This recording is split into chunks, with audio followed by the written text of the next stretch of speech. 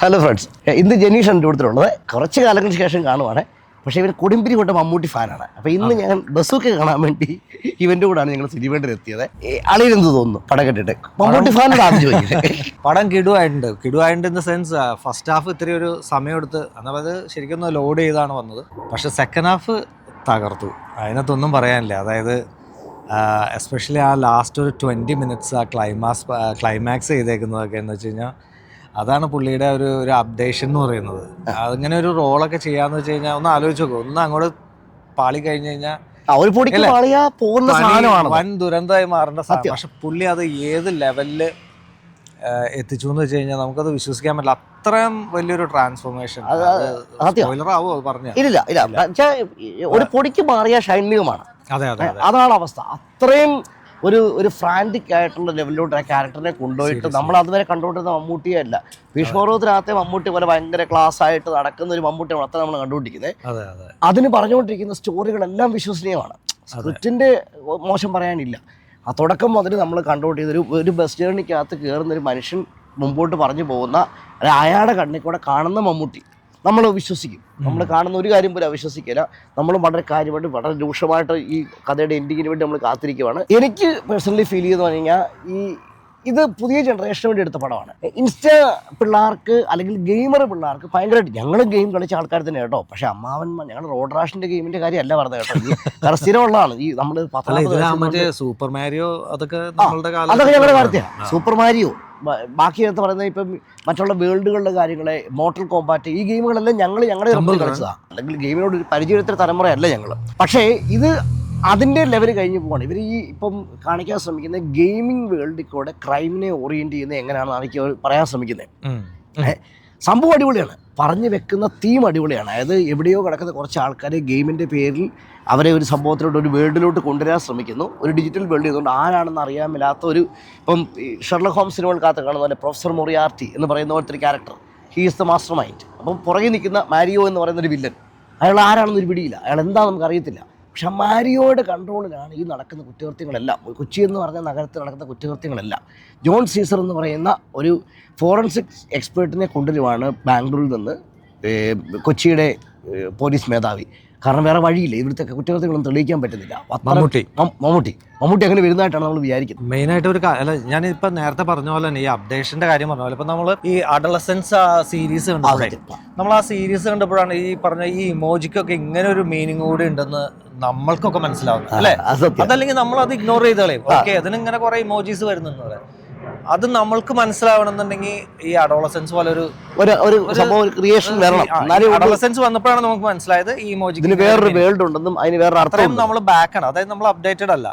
വേറെ അതാണ് ഞാൻ പറഞ്ഞത്, മമ്മൂക്ക എന്ന് പറയുന്ന ഈ ഒരു നടൻ എത്രമാത്രം അപ്ഡേറ്റഡ് ആണെന്ന് നോക്ക്. ഈ ഒരു ക്യാരക്ടർ കേട്ടപ്പോൾ തന്നെ ഇതിന്റെ തിരക്കഥ എഴുതാൻ വന്ന അല്ലെങ്കിൽ ഇതിന്റെ കഥ പറയാൻ വന്ന ആളെ വിളിച്ച് നിനക്കിത് ഒരു ഡയറക്ടർ ആവാൻ പറ്റും എന്ന് പറയണമെന്നുണ്ടെങ്കിൽ ആളുടെ വിഷൻ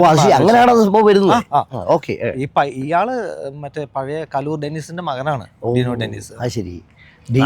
കഥ പറയാൻ വേണ്ടി വന്നതാണ്. ഈ സിനിമയുടെ കഥ പറയാൻ വന്നപ്പോൾ മമ്മൂട്ടിയാണ് പറഞ്ഞത് നിങ്ങൾക്ക് തന്നെ ഇത് ഡയറക്റ്റ് ചെയ്യാൻ പറ്റും, കാരണം നിന്റെ വിഷൻ അത്രയും നന്നായിട്ടാണ് അത് നീ എക്സ്പ്രസ് ചെയ്യുന്നത്. അപ്പം അതാണ് പുള്ളിയുടെ അപ്ഡേഷൻ. പുള്ളി അത്ര അപ്ഡേറ്റഡ് ആണ്. ആ ഒരു റോൾ എനിക്ക് ആ ലാസ്റ്റ് 20 minutes സീരിയസ്ലി. പക്ഷെ ഞാൻ പറയാലോ, ഈ ഒരു സിനിമ തിയേറ്റർ ഞങ്ങൾ കണ്ട സിനിമ തിയേറ്റർ എവിടെയാന്ന് പറയുന്നില്ല, ഇതെന്റെ സ്ഥിരം തിയേറ്ററാ. ഈ ഒരു എനിക്ക് അറിയാവുന്നതാണ്.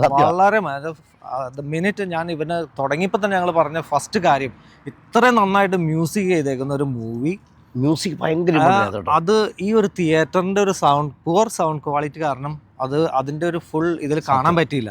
ഞാൻ 1.5 മണിക്കൂർ 1.25 മണിക്കൂർ ഡ്രൈവ് ചെയ്താൽ ഞാൻ ഇവിടെ വന്നത്. കാരണം എൻ്റെ അടുത്തുള്ള തിയേറ്റർ ശനിയാഴ്ചയാണ് റിലീസ്. അതെ, അപ്പോൾ എനിക്കത് ഇന്ന് തന്നെ കാണണം തോന്നിയോണ്ട് ഞാൻ ഇത്രയും ദൂരം വന്നത്. പക്ഷേ ഈ ഒരു തിയേറ്ററിൽ ഒരു പുവർ ക്വാളിറ്റിയിൽ കാണേണ്ടി വന്നു എന്നുള്ളൊരു വിഷമമുണ്ട് എനിക്ക്. അത് തീർച്ചയായിട്ടും. അതുകൊണ്ട് ഞാൻ ശനിയാഴ്ച വീണ്ടും പോയി കാണും. കാരണം മസ്റ്റ് ആയിട്ട് എനിക്ക് ആ ലാസ്റ്റ് ആ ഒരു ഇത് എനിക്ക് നല്ലൊരു ഫുൾ സൗണ്ട് എഫക്റ്റിൽ തന്നെ കാണണമെന്ന് നല്ലൊരു ആഗ്രഹമുണ്ട്.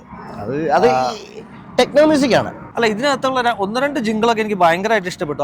ആ ഒരു ഇന്റർവെൽ ബ്ലോക്കിലുള്ളത്, പിന്നെ ആ ഒരു അങ്ങനത്തെ 2-3 ചെയ്യും. അതൊക്കെ ഇനി വരും. ശരിക്കും അതൊരു ഇത് കുറെ ഇൻസ്റ്റാ ട്രെൻഡ് ആയിട്ട് മാറാൻ പറ്റുന്ന കുറെ സാധനങ്ങളിനകത്തുണ്ട്. അത് സത്യമാണ്. പിന്നെ പുള്ളിയുടെ ട്രാൻസ്ഫോർമേഷൻ ആണെങ്കിലും അത് കൊള്ളാം. ഒരു സ്പോയിലറായി പോകുന്നുള്ളതുകൊണ്ട് മാത്രം ഞങ്ങൾ അങ്ങോട്ട് കിടക്കുന്നില്ല. ലാസ്റ്റ് ഒരു 20-25 മിനിറ്റ്സ് ആ മൂവിയുടെ, അതായത് സെക്കൻഡ് ഹാഫ് ഞാൻ പറയും, അത് കിഡുന്ന് വെച്ച് കഴിഞ്ഞാൽ ഉണ്ടല്ലോ, അത് വേറെ ലെവൽ. അതിനകത്ത് ഒന്നും പറയാനില്ല. ഇനിയിപ്പോ അവന് ഫാൻസിനെ കൊണ്ട് മമ്മൂട്ടി അത്ര ഇഷ്ടമാണ്. അല്ല, അതുകൊണ്ട് മാത്രമല്ല, നീ ഒന്ന് ആലോചിച്ചു, നമ്മൾ ഇതുപോലത്തെ ഒരു ഡയറിങ് അറ്റംപ്റ്റ് ഒക്കെ വരേണ്ടത് അത് സംഭവിക്കും. ഈ യൂഷ്വൽ ഒരിക്കലും കാണുന്ന ഒരു മനുഷ്യൻ പോയി ഇങ്ങനൊരു സാധനം ചെയ്യുന്നത് പ്രതീക്ഷിക്കത്തില്ല. എന്തോ അതിനകത്ത് ചില മാനറിസംസ്, ആ ചിരി, അതല്ലെങ്കിൽ നാക്കുകൊണ്ടുള്ള കാണിക്കുന്നതൊക്കെ എന്തോ, അത് സീരിയസ്ലി ഞാൻ ശരിക്കും എൻജോയ് ചെയ്തു, തറലി എൻജോയ് ചെയ്തു. എസ്പെഷ്യലി ഇത് സെക്കൻഡ് ഹാഫ്. ഫസ്റ്റ് ഹാഫ് ഇത്തിരി സ്ലോ ആണ്, പടം സ്ലോ പേസ് ആണ്. അത് ഇതിനകത്തേക്ക് ഈ എന്നാ പറയുന്ന ഈ ഒരു തീമിൽ കൊണ്ടുവരാനുള്ള എടുത്തതായിട്ട് എനിക്ക് തോന്നുന്നു. അതെ, പറഞ്ഞ് ആ വേൾഡ് ബിൽഡിങ് എനിക്ക് ഭയങ്കര ബുദ്ധിമുട്ടായിട്ട് തോന്നി. ഞാൻ 1-2 തവണ ഉറങ്ങിപ്പോയി. അതിന് കാരണം ഒരു പ്രാവശ്യം ഞാൻ നിന്നെ തട്ടി പോറായിരുന്നു. സത്യം, അത് ഉറങ്ങിയതല്ല നീ. എനിക്ക് ഭയങ്കര ബുദ്ധിമുട്ടാണ് ഇങ്ങനെ പതുക്കെ കാത്തിരുന്ന് ബിൽഡ് ചെയ്യുന്ന ഭയങ്കര ബുദ്ധിമുട്ടുള്ള സീനാണ്. കാരണം ചിലതൊക്കെ ഭയങ്കര ക്വിക്ക് പേസിങ് വരണ്ട്. ഇപ്പോൾ ഒരാളുടെ മുകളിലൂടെ ഒരു കാറ് വന്ന് വീഴുന്ന ഒരുത്തരെ പേടിപ്പിക്കാൻ പോലീസുകാർ ശ്രമിക്കുന്നു. ഒരു ഉദാഹരണം പറയുന്നുണ്ട് സീനെ. അപ്പം നമ്മൾ പതുക്കെ കാർ സ്ലോ മോഷനിൽ അവരുടെ ദേഹത്ത് തുടങ്ങി വരുന്നത് കണ്ടു കഴിഞ്ഞാൽ നമ്മളും അവനും കാറിനെ നോക്കിയിരിക്കുകയാണ്. അത് ക്വിക്കായിട്ട് വന്ന് വീഴുന്നത്. ഇപ്പോൾ മണി ഹേസ്റ്റ് അല്ലെങ്കിൽ അങ്ങനത്തെ ടൈപ്പിനകത്തെ പോലത്തെ ടൈപ്പ് ഓഫ് ക്വിക്ക് മൂവ്മെൻറ്റ്സിലുള്ള എഡിറ്റിംഗ് ആണെങ്കിൽ ചില നമുക്ക് പേടി തോന്നുകയും കണ്ടുകൊണ്ടിരിക്കുന്നവനും ഈ അനുഭവിക്കുന്നവർക്ക് ഒരു പേടി തോന്നുന്ന എഫക്റ്റ് തോന്നും.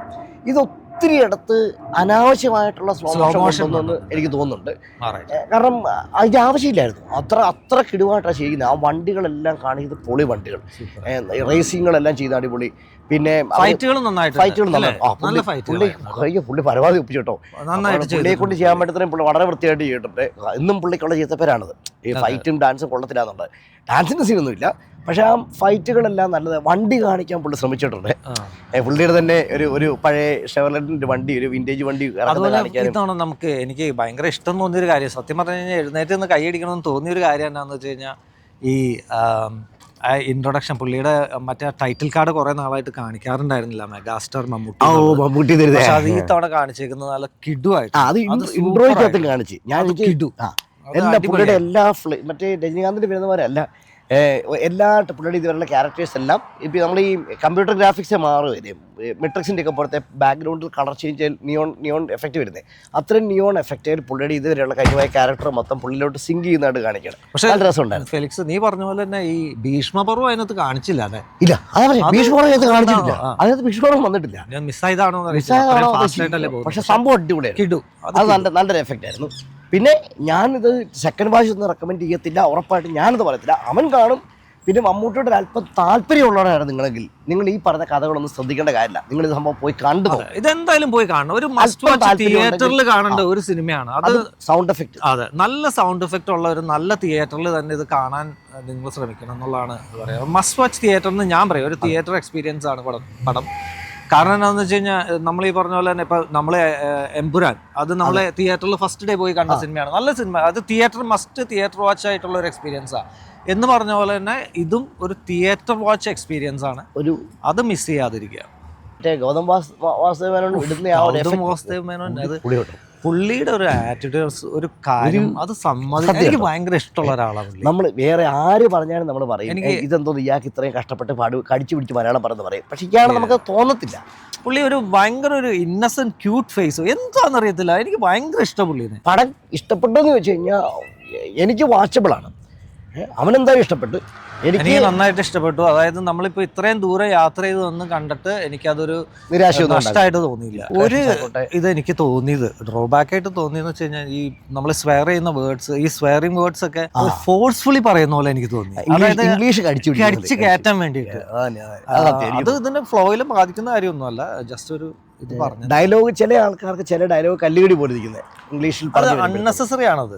അതായത് ഫ്ലോയിൽ വരുന്ന ഒരു സ്വെയറിംഗ് ആയിട്ട് തോന്നിയില്ല. ജസ്റ്റ് അത് പറയാൻ വേണ്ടി മാത്രം പറയുന്ന ഒരു ഇതുപോലെ എനിക്ക് തോന്നി. മമ്മൂട്ടി ആദ്യത്തെ പ്രാവശ്യം ആ റോഡിൽ വെച്ച് മറ്റേ ബൈക്ക് സ്റ്റണ്ടേഴ്സുമായിട്ട് അടി ഉണ്ടായിച്ചു. മമ്മൂട്ടി ഒരുത്തിനെ പിടിച്ചിട്ട് തനി എറണാകുളം വെറും നോർമൽ നീ നോക്കി കേട്ടോ.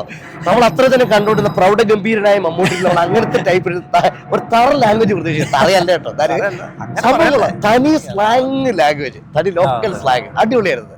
കൊച്ചി സ്ലാങ്. കൊള്ളാം. പുള്ളി അത് കിടുവായിട്ട് ചെയ്യുകയും ചെയ്യും കേട്ടോ. ഇത്ര രാജവാണിക്ക് കഴിഞ്ഞ് പുള്ളി ആ സ്റ്റൈലിൽ അത്രയും ലോയിലോട്ട് ഇറങ്ങി വരുന്നത്, ആ സ്റ്റൈലിലോട്ട് ഇറങ്ങി വരുന്നത് ആദ്യമായിട്ട് ഞാൻ കാണുന്നത്. നന്നായിട്ട് ചെയ്തിട്ടുണ്ട്, വാച്ചബിൾ നന്നായിട്ട്. എന്നെൻ്റെത് തീർച്ചയായിട്ടും റിപ്പീറ്റ് അവനുണ്ട്. അപ്പോൾ ഞങ്ങൾ ഇവിടെ കൊണ്ട് നിർത്തുന്നു. അടുത്ത തവണ അടുത്ത പടവുമായിട്ട് വീണ്ടും വരാം.